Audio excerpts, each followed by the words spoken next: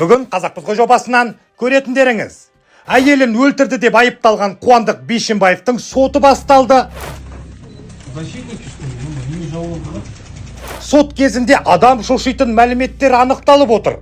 Соның бірі әйелін порнографиялық видеоға түсірген экс-министрдің иттігі. И показывая на порнографические материалы из сети интернет включенном на своем мобильном телефоне, спрашивал, не она ли там снималась. Бишімбаев өз қылмысын қалай жасырмақ болды. А также с целью сокрытия следов преступления я просил последнего удалить все видеоматериалы. Осы және басқа да дәйектерді дәл қазір саралап, сараптайтын боламыз. Кеттік онда.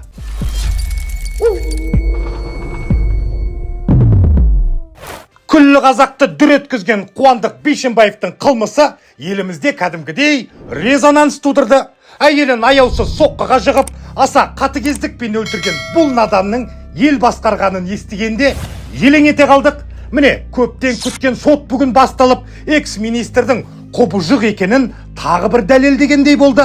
Сот залына Бишімбаевтың анасы мен оның қорғаушылары алғаш болып кірді. Сондай-ақ марқұм Салтанат Нүкенованың ағасы мен басқа да туыстары және Нүкеновтердің мүддесін қорғап жүрген адвокат Жанна Оразбахова да бар. Ребят, пропустите быстрее, пожалуйста. Пропустите, я сейчас упаду. Пропустите, коллеги.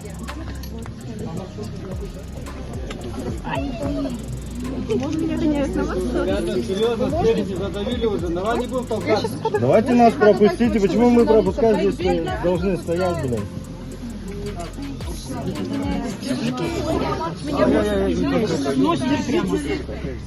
Многие там остались, а те вот тут сейчас придут. Ага, вон там еще мужчина.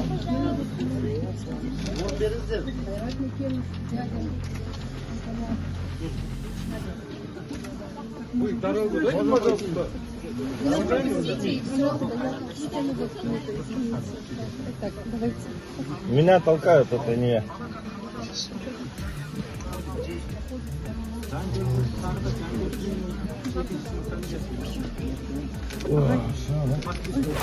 Елге қарайтын беті жоқтықтан ба, Бишімбаев сотқа бетперде киіп қатысты. Әрине, экс-министрдің бұл әрекеті оның пасықтығын тағы бір айқындағандай. С какого числа находитесь под стражей? С 9 ноября 2023 года. До заключения под стражу где работали? Я работал, официальное место работы советник ТОСа по логистике. Место жительства на момент заключения под стражу где проживали? Туран 5/6, квартира 7. Айтпасқа болмас, бұл хайуан Нүкеноваға порнографиялық видео көрсетіп, қысым жасаған, сондай-ақ Салтанатты өзінен кетіп қалса қорқыту үшін жалаңаштай видеоға түсіріп алыпты. Бұл сорлы еркек деген аттан садаға кетсін. Постоянно упрекал Нүкенову, и упреки доходили до того, что ночью он мог разбудить последнюю и, показывая на порнографические материалы из сети интернет включенном на своем мобильном телефоне, спрашивал, не она ли там снималась, тем самым причиняя Нүкеновой психическое страдание и унижая ее человеческое достоинство. Далее ссоры переходили в избиение последней, в ходе которой Бишімбаев снова наносил телесные повреждения Нүкеновой, причиняя тем самым физический вред ее здоровью, а также ломал мебель и посуду, тем самым подавлял волю последних сопротивления. Оған қоса прокурор Салтанат Нүкенова өлтірілген күні не болғанын айтып берді. Кісі өлтірілген күні Қуандық Бишімбаев пен Салтанат Нүкенова Астанада концертте болған. Сол кезде араларында жанжал туындаған көрінеді. Артынша олар бірге мейрамханаға барып, ол жерде жанжал жалғасқан. Нүкенова Бишімбаевты тастағысы келетінін айтып, ағасына хабарлама жібергені анықталды. Бишімбаев мас күйінде Нүкенованың басынан қатты соққы беріп, одан кейін оны тепкілеген. Нүкенова қашуға әрекеттеніп, бөлмелердің біріне тығылғанымен Бишімбаев есікті күшпен ашып, тағы да ұрып соғады. Сонымен қатар Айжан Аймағамбетова экс-министрдің марқұм әйелін соңғы демі үзілгенше басынан, денесінен күзгі аяқ киіммен тепкенін тергеу нұсқасы бойынша айтып берді. Кейін Бишімбаев сол мейрамханада жұмыс істейтін ағасын жұмыстан тыс уақытта шақыртып, қылмысын жасырған. Естеріңізде болса, желіде Нүкенованың мейрамхана ішінде жалаңаш жүрген видеосы тарап еді ғой. Оған Бишімбаев Бау мейрамханасында әперген қымбат сыйлықтарын міндет қылғаны себеп болған екен. Күйеуінің сөздеріне ашуланған Нүкенова Қуандық алып берген киімінің бәрін шешіп, іш киіммен жүріпті ғой байқұс. Кроме того, Бишімбаев, унижая честь и достоинство Нүкеновой с целью излишней демонстрации зависимости Нүкеновой, от него стал попрекать последнюю купленными ей вещами и украшениями. На что Нүкенова, разозлившись, сняла с себя всю одежду, кроме нижнего белья и украшений, и выбросила в зале, где они находились.